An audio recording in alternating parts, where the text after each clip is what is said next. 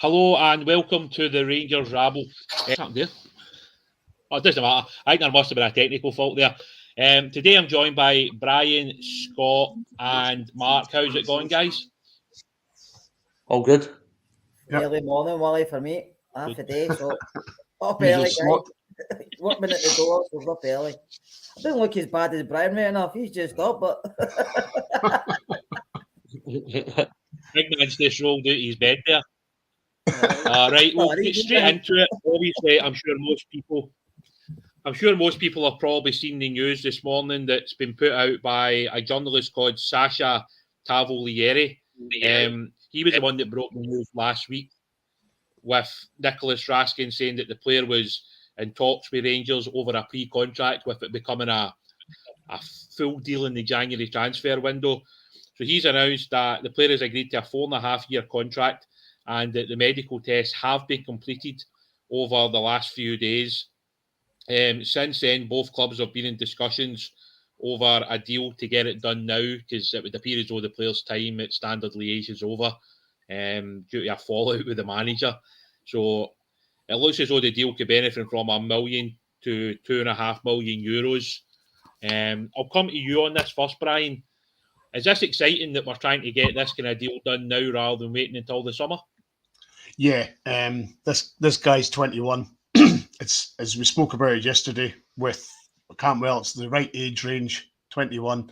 A very industrious midfielder from what I can glean from Wikipedia and whatever transfer market, whatever other sort of websites there is. But it's as you say, it's much needed position that we're needing refreshed, and just generally we should have been doing this a long time ago, but thankfully we're doing it now. That's hopefully two guys in the door this window, possibly with one more, we don't know. But this guy looks exciting. He's, as I say, he's very industrious, and it's the sort of player that I imagine that Mike Beale would work well with, and he's high energy.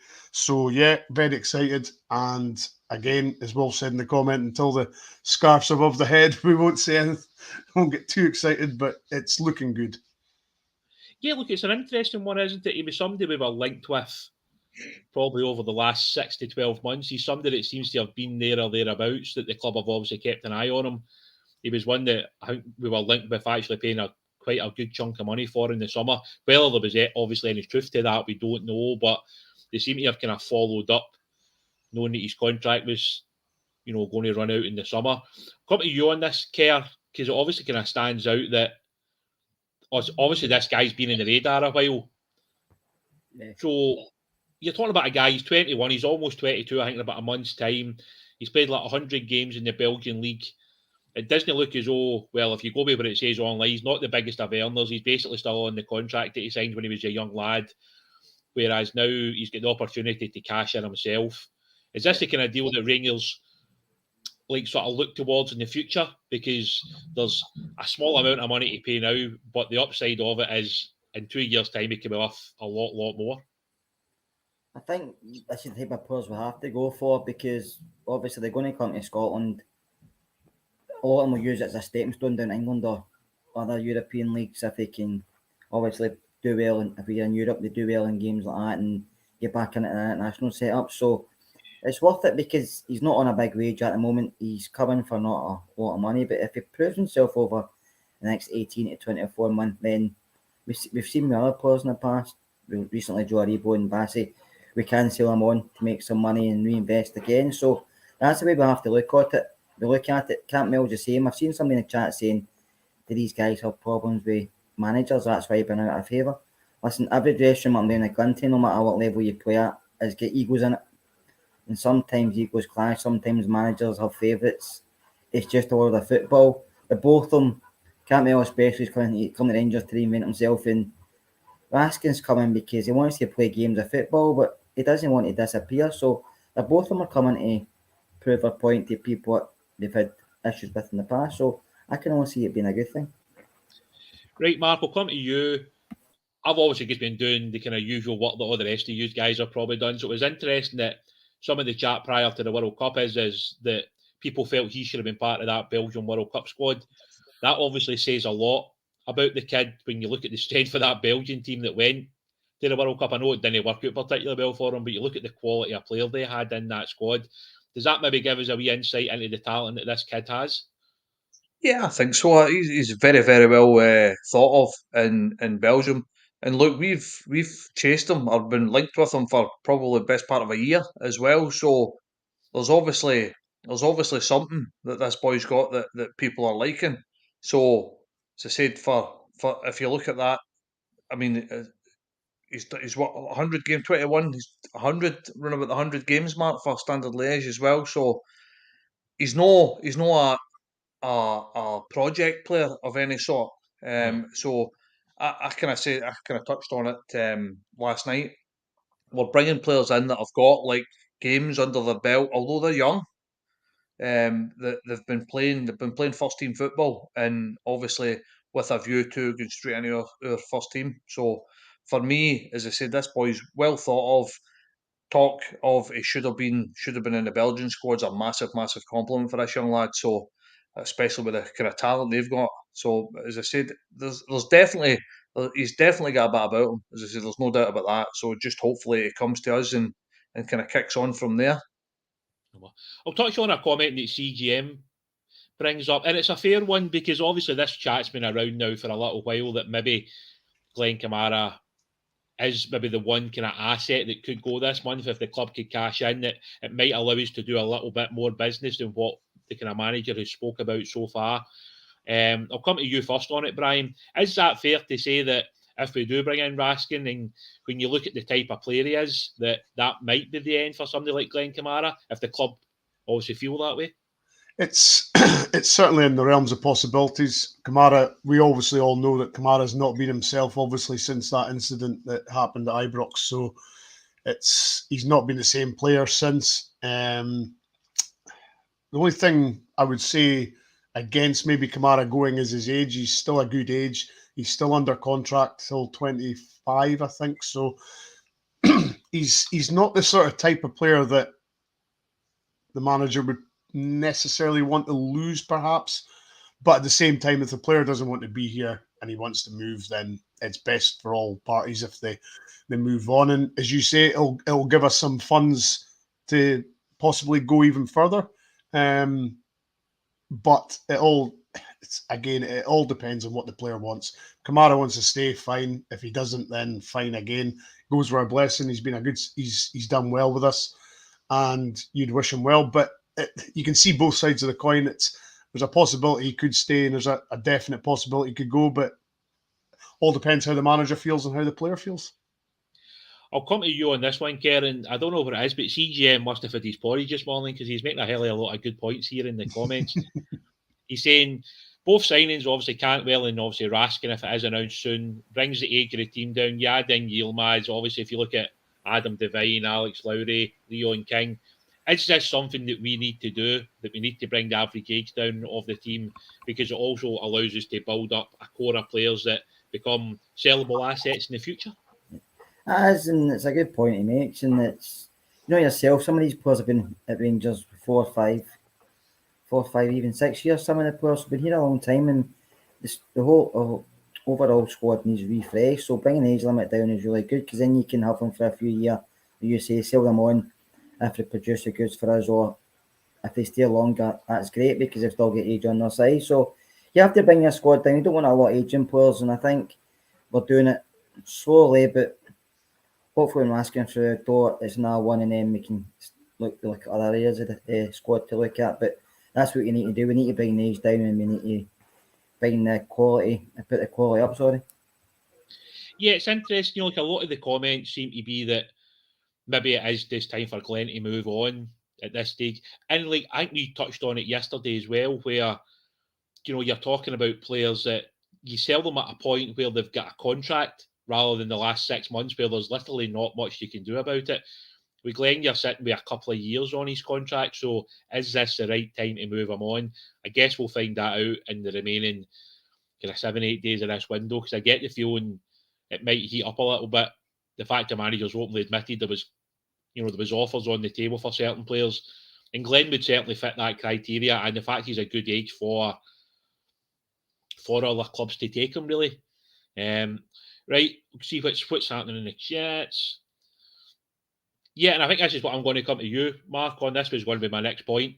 Obviously, I've just touched on that with Kerr there.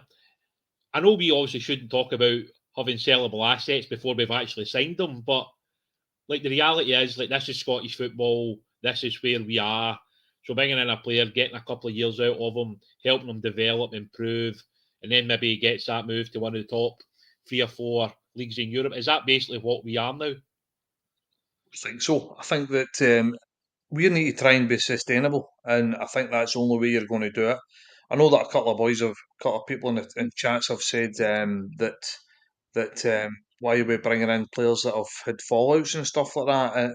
But I think that's kind of where we are. I think that you need to bring in players and nurture them.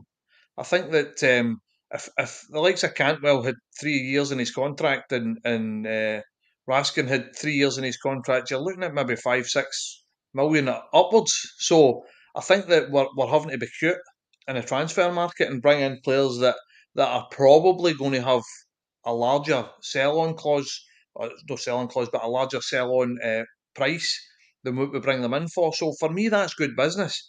As I said, especially with the likes of the way Beale can work with youngsters. So as I said, for me, it's definitely the way forward for us.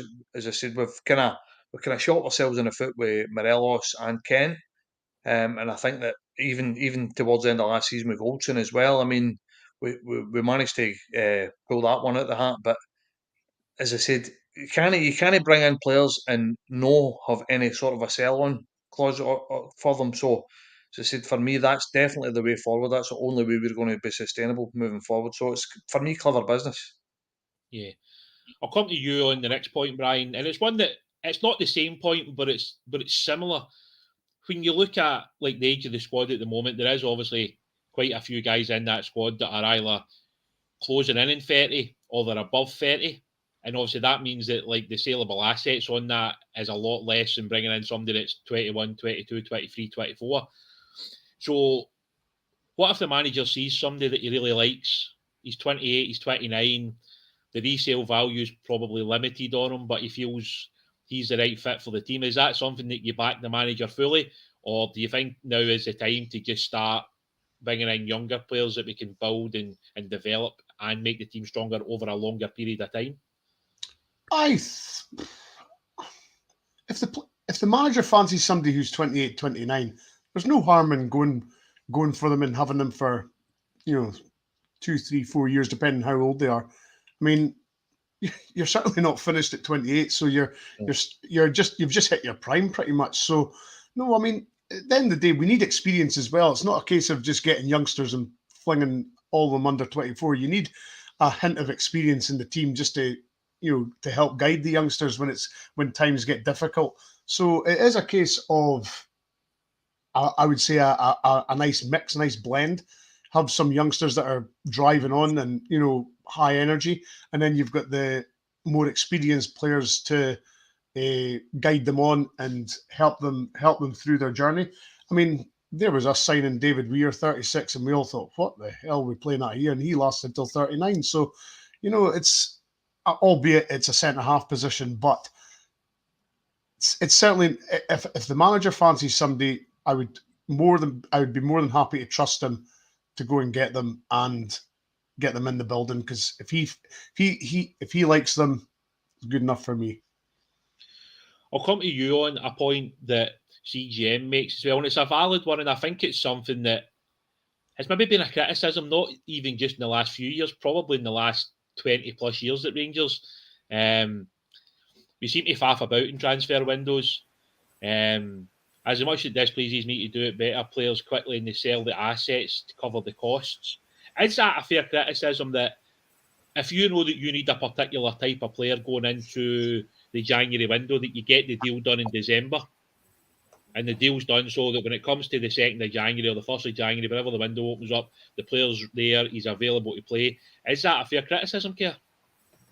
It is, and obviously we don't know what's going on behind the scenes, but you watch other clubs, like maybe looking at players before the January window kicks off, and they've got the deals kind of in place. And as soon as the window opens, players come in quite quickly. And then ourselves, we're linked with a player, and it takes maybe 14 to 20 days to get it over the line. And obviously, it depends on the selling club, depends on the player himself. But I think if you say to the player you want him, and you say to the club you want a player, I think sometimes we just negotiate for the sake of negotiating, or try to maybe save a few $100,000 here or there. And I can see the point because it's a business, but also just sometimes if a club's looking for 1.5 and we will offer the $1 million, sometimes if you really want a player, just pay it. It shows the player you really desperately want him, and it shows you mean business. But I would kind of get it if it was maybe a difference of 10 million, then negotiate. But for like maybe 400,000-500,000, sometimes just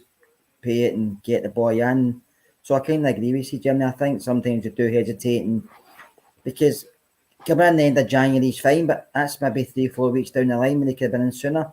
And it's just the way we are just now. So it's just the way the board is, and obviously at the end of the day, it's a business, and whoever's there is trying to save money for the club, aren't they? We, as in the price or wages. So it's just football in general, because you've not got the club's not obviously got a lot of money as in to other clubs, and it's the way the league is. So we're trying to save money, and we're just trying to say, well, if we can bring him in, what we can offload here, or we can get him a wee bit cheaper.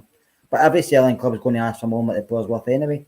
So it's just a case of who blinks first.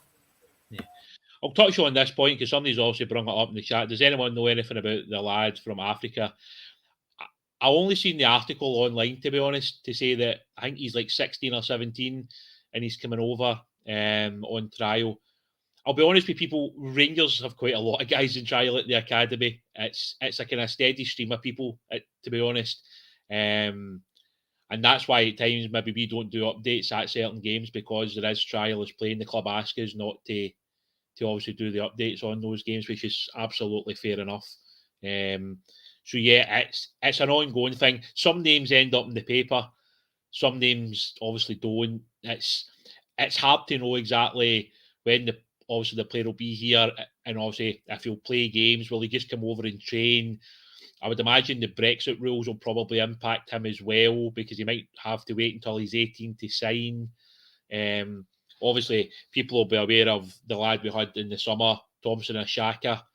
He was obviously here but couldn't sign until he was 18. I don't know where the club stand on that. I don't know what the club have decided on that front. That's maybe something that will come out at some point. But obviously in the past we've been linked with like sort of Francis Jacobs from Orange County. I believe he is going to sign for Rangers when he's 18, which I think is at some point next month. So there is always things going on in the background, but a lot of the time people just don't know anything about it, because a lot of the names just don't kind of leak out into the press, to be honest. But we have had quite a few trialists up here in the last, whatever that is, kind of 5 or 6 years that I've been watching the academy games, but most of them just play a game and then, they disappear. You don't ever see them or hear from them again. But here's hoping the lad turns out to be a decent player, and maybe he'll have a future at Rangers at some point. You just never know. This is a fair point as well, because I know it is something that really bothers people, Mark. I know the window, we're all excited to sign players, but I think at times we're also happy to see the back of it, aren't we? Because you literally spend like 30, 31 days waiting for a transfer, but then to a point where it gets to transfer deadline day, you're kind of glad to see the back of it as well. I'm the absolute opposite. I love it. I love the cut and thrust of it. I love seeing who's signing for who, and the rumours, and it's. I think it's, for me, it's the best part of the season sometimes. Only downside is if we don't sign MD.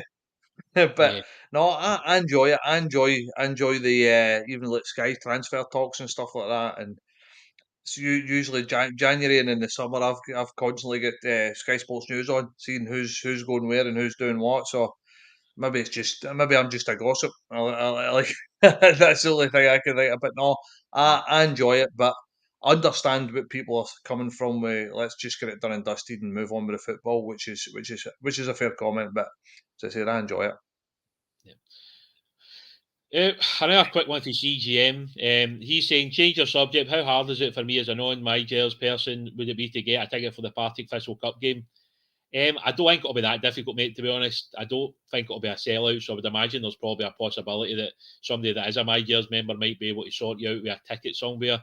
Maybe even one of the guys on the podcast, because obviously a good amount of us are season ticket holders, so I'm sure if we can help you in some way, mate, we will. If not, I would imagine there's a good chance that maybe a public sale will happen for that game and that there'll be a chance for somebody to help you at some point. But yeah, I don't see that being a problem, to be honest. I don't see it being a sellout by any stretch of the imagination. Okay, we'll touch on the Morgan Whittaker one as well. That one seems to have kind of, I don't know what you say, maybe stalled a little bit. I don't know if there's now a wee bit of growing animosity between the two clubs. It kind of feels like there's been a little bit of back and forth. Obviously, the Swansea manager decided to kind of tell everybody that Rangers had bid for the player. Rangers obviously were not trying to make that clear to everybody, but Michael Beale then come back and kind of fired a parting shot at Swansea saying, well, maybe we should do our business in this way. And, you know, it becomes a wee bit silly at times. Brian, does this make the type of deal harder to get done now?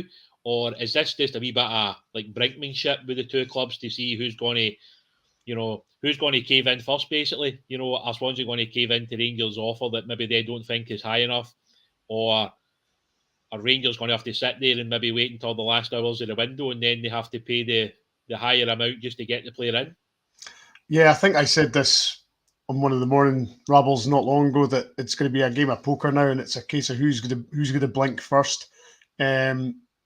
Swansea taking him back off loan was a surprising one, because obviously he was playing for Plymouth. I think it was Plymouth he was on loan at. So it was strange that they took him back, and then Rangers have put in a bid and they've said, no, we're not, we're wanting more. And Rangers have just I think they came back and says, look, there's $1.5 million. We're not going any higher. So I would suggest, I mean, they're not, obviously, he can't play for another club because I think the 3-club rule is you can't play for more than 2 clubs in a season. Yeah. So Swansea are either stuck with him, for the rest of the season, or they're going to have to sell him. And of course, from what we've seen in the reports, Rangers are the only ones that have bidded so far. And I wouldn't like to be the manager and having a player on my books that wasn't wanting to be there. So Swansea put themselves in a really difficult position now. They could have left him on loan at Plymouth until something more concrete came in, but they decided to take him back. So I would say Swansea's a worse bargaining position than us, because they've got to do something now in the sense that they don't want to keep a guy that doesn't want to be there. Yeah. And he's wanting away, and he's publicly said it. So I would say Swansea's in the more difficult position than us. So I think they'll cave in. I do think if they're going to sign him, it'll be at the last minute, and Swansea will basically just snap and say, yep, we'll take whatever that offer was and we'll get rid of him. That would be my personal thinking of the situation. I'll come to you on it, Kerr, as well. When the kind of sort of reported bid was around about £1.5 million, obviously the Swansea manager came out and said that was a fair bit away from our assessment of the player's value. If that's the case, then I don't think £2 million is going to be enough, or possibly even 2.5, depending on how much they'll do. What do you think is a reasonable fee for this guy? This is a guy you obviously know. Obviously, you know people that watch a lot of English football as well. They've obviously seen the guy play at Plymouth. They know the kind of quality the kid has. But what is the kind of, like, the highest kind of pay threshold that you would see us paying for this kid? Probably no more than we've offered, to be honest. Maybe a wee bit more, 1.75. But the people I've spoke to about him have seen him quite a lot, says he's a really good player. He's would do really well with Rangers. He's exciting. He's athletic. He's quick. He can go left. He can go right. He can score goals. He just needs someone to take a chance for him. Obviously, he's fell out of favour at Swansea. Yeah. He's highly rated at Derby. They only sold him because of the financial state they were in. He's done really well at Plymouth, but they can't afford him, and I think he wants to kind of step up another level, just waiting to get game time. So Swansea have got every right, to ask for what they're asking for, because he's their player. But if the window closes, they're going to have an unhappy player who might not be the manager's favourite enemy. Maybe the manager doesn't fancy him. The way he plays football, maybe he just doesn't suit it. So I think the agreement will be reached at some point. Even if he maybe come on loan and we buy him in the summer, I don't know. But I think agreement will be reached. But a lot of the power is with the player these days, because the player can just sit and go in say he's not in the right frame of mind, say he's injured, whatever, just not to play, do you know that way? I don't think they would be getting picked with Russell Martin anyway, to be honest with you. So I think Swansea will probably, we might come to an agreement at 1.75 with sell on, or maybe we're not paying enough up front. You just don't know what the complex of the deal is. Maybe we're paying it over too long a period, maybe we're not paying enough, maybe they want a bigger sell on. We just don't know what the issue is. I mean, it might not just be about the fee. So I think it will be done, but I think, like Brian says, it might be done in the last day of the window, and it probably will be coming through as an undisclosed fee as well. Yeah. I'll come to you, Mark, just to kind of continue on the Morgan Whittaker theme. Is it tough for a young kid who's obviously came from Derby? He was obviously kind of pushed into the first team because of their financial difficulties. He's obviously sold to Swansea, but he's not really played a lot of football at all. He's mainly been out on loan. He's probably not on the biggest of wages. He's playing in the Championship, which is a good league, but Swansea at the moment don't look like they're a team that's going to get promotion to the top flight. This offer comes in from Rangers. I'm sure his agent, just like most others, has been in contact with the club. You know, the wages are known. The kid might be getting a fair chunk on top of what he's already earning. He's got the opportunity to play in Europe. How difficult is that for a young player to turn down in reality?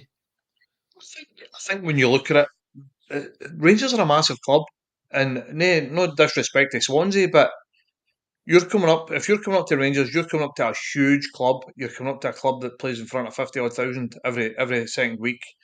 You're playing for championships, playing for trophies, playing for cups. The European thing's massive as well. How many young boys do you think would give you their left arm to come and even go on the park in a Champions League game?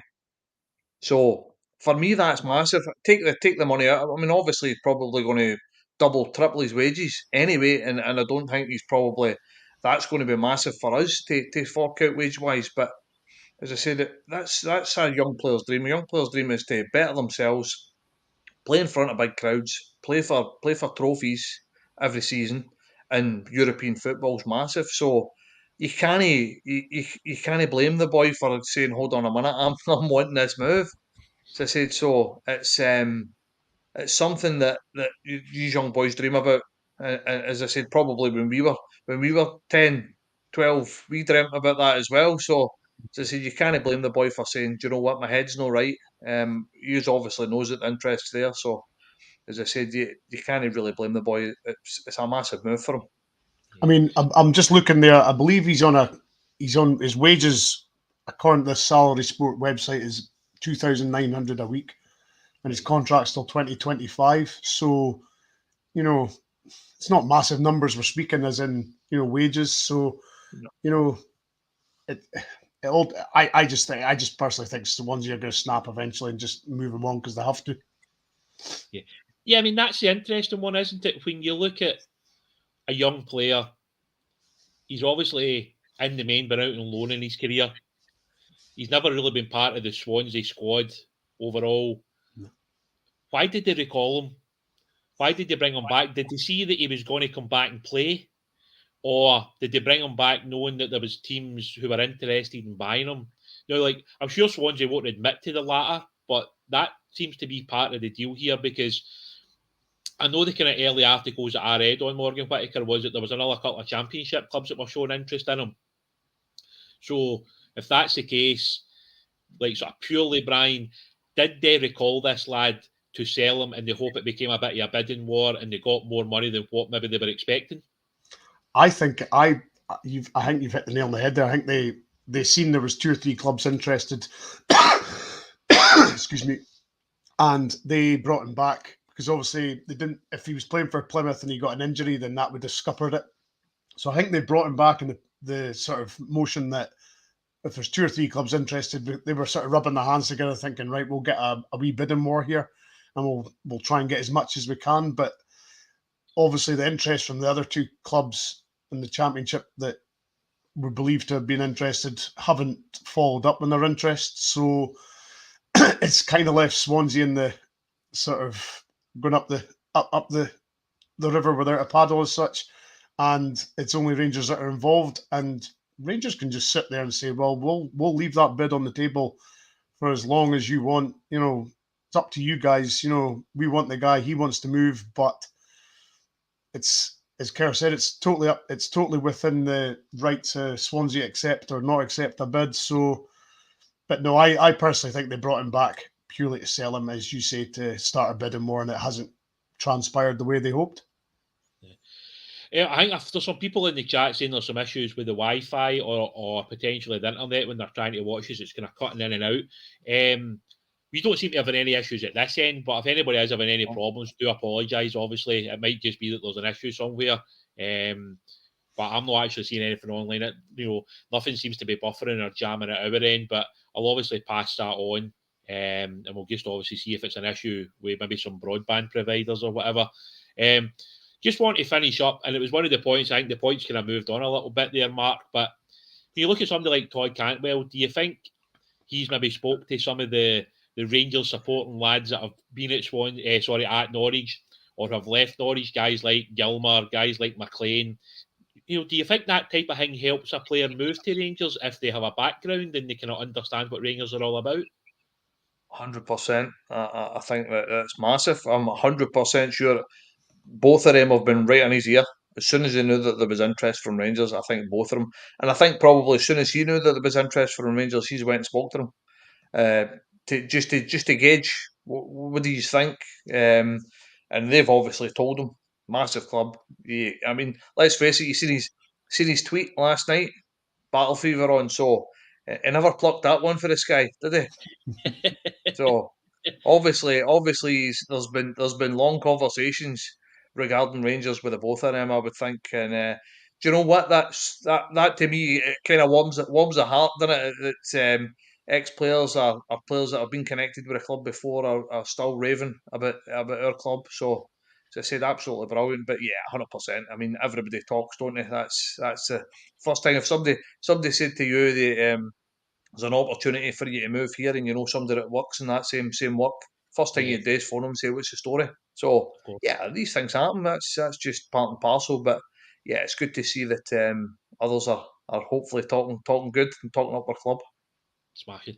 Right, I think that'll do us for this morning, but we'll finish up on another CGM point. Makes a change for you guys not to have Wi-Fi issues. That's a very, very good point, mate. See, to be fair, I just upgraded my broadband. I think mine's is like the 300 megabyte thing through like Virgin Media. So if there is any issues, we'll be on the phone to them, mate. Honestly, I'm not paying all that money to have buffering and problems with my Wi-Fi, right? So I'll sort that out for you, mate. I totally will sort that. But in all seriousness, thanks for joining us again. Let's hope this deal is announced reasonably soon. I think it's an exciting signing. I think it's one of those guys that he seems to have like a bit of a kind of naughty streak about him. You know, that sort of tenaciousness, a bit of battle, a bit of spite. I love those type of players. They're exactly the type of players I love to see in a Rangers jersey. Because see, when it comes to the battle, when you need to go to Easter Road and Pittodrie and Parkhead and all these other places like Tynecastle, they're the guys you want in the trenches. Mm-hmm. When things aren't working, you need to dig in, you need to battle. That's what it's all about when it comes to these big games, as well as the quality that the kid possesses. So let's hope that we get our second signing in a couple of days' time at the most, or maybe Rangers are just keeping us waiting like they always seem to do, which I think they take some type of sick enjoyment out of it, to be honest. But yeah, but let's wait and see. But as I say, thanks very much for everybody joining us today. Very much appreciated, and everything going well. We will see you all again tomorrow morning. Cheers, guys.